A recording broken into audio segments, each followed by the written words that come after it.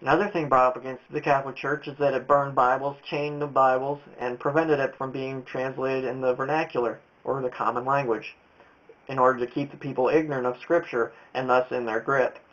This is simply misunderstood. It did burn Bibles, but it was because those Bibles had grievous errors in them, such as "Thou shalt commit adultery," and in Mark 7:27 said, "Let the children be killed first," instead of "filled first." They did chain Bibles, but that was so people wouldn't steal it, just like they used to do in telephone books and bank teller pens. Bibles were very expensive because they were handwritten, so they did it so everyone could have access to it. The church did not try to keep people ignorant of Scripture by not printing the Bible in the vernacular.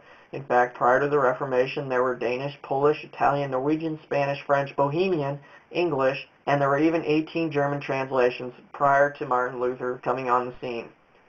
David Curry did a study on how much Scripture is read in church services and found that it is read 7% of the time in evangelical churches, 2% of the time in fundamentalists, and the highest of all of them was 26% in the Catholic Church. The Mass is drenched in Scripture. There's more than just the Old Testament, New Testament, Gospel, and responsorial psalm readings, but many of the prayers come from Scripture as well. So even if the people could not read, the Catholic Church has made it a priority that the faithful hear the Scriptures.